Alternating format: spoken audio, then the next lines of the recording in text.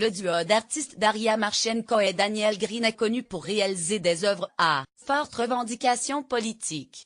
Lucas Jackson / Reuter. Il s'était fait connaître en 2015 avec une représentation de Poutine avec des douilles ramassées dans la région séparatiste de l'Est de l'Ukraine.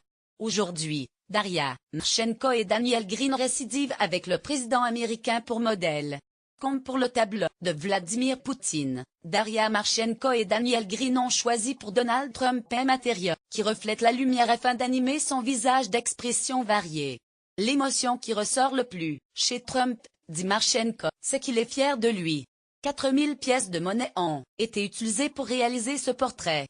Lucas Jackson / Reuter. L'idée de ce portrait, qui mesure 2,40 m sur 1,70 m et avoisine les 90 kg, est née l'été dernier, a expliqué Green lors d'une interview à New York.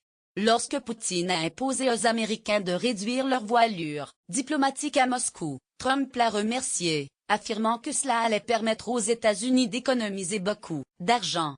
Lire aussi, Piotr Pavlansky, un art violent au service de l'activisme. J'ai pensé, mon Dieu, tu es si radin, comment peux-tu être président des États-Unis? C'est à ce moment-là que je me suis dit que des pièces de monnaie seraient la meilleure façon de faire son portrait, raconte l'artiste de 34 ans. Quelques 4000 pièces au total ont été utilisées, des pennies jaunes d'100 et des nickels de 500. Les plus petites dénominations de la monnaie américaine, pour montrer sa radinerie supposée, dit-il. Certaines pièces ont été mises au feu pour obtenir des couleurs sombres, explique Marchenko. Bleu-noir, elles forment les pupilles, les sourcils ou soulignent le menton. Faire de la diplomatie comme on joue quant aux dizaines de jetons de poker utilisés pour figurer les épaules de Trump. Ils évoquent à la fois les casinos qu'a possédé un temps le mania de l'immobilier, à Atlantic City, une station balnéaire du New Jersey, et sa façon de faire de la diplomatie comme on joue aux cartes.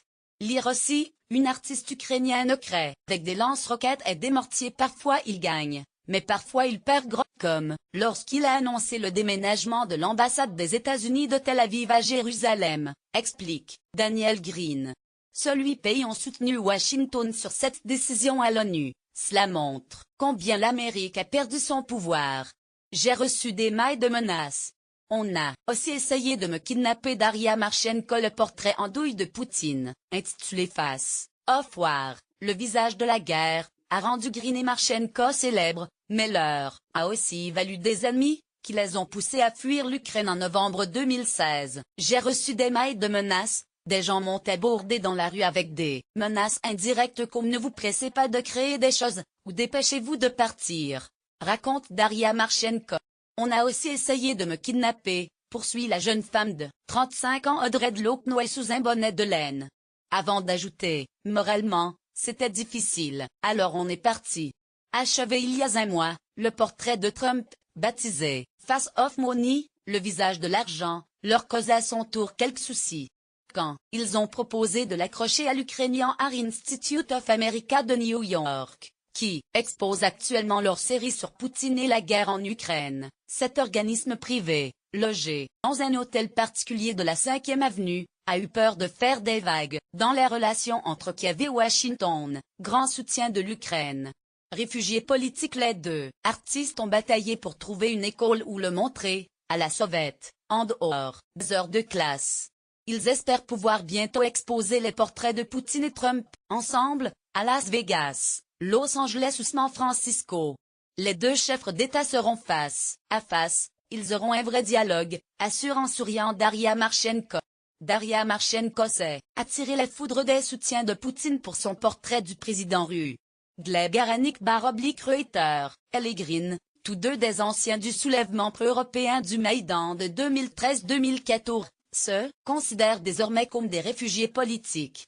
Ils n'ont plus de domicile fixe et voyagent aux États-Unis et en Amérique latine, hébergés par des amis et des anges gardiens, dont l'investisseur américain Raymond Staples, très présent en Europe de l'Est, qui a découvert leur portrait de Poutine lors d'une exposition à Prague. Grand amateur d'art, il a proposé de les aider, notamment pour transporter leurs lourds tableaux, confie Marchenko. L'ambassadeur de Malaisie à Lima, Chouateung Ban, ambassadeur à Kiev de 2011 à 2015, est aussi un ami et facilite leur voyage en Amérique latine, explique Green.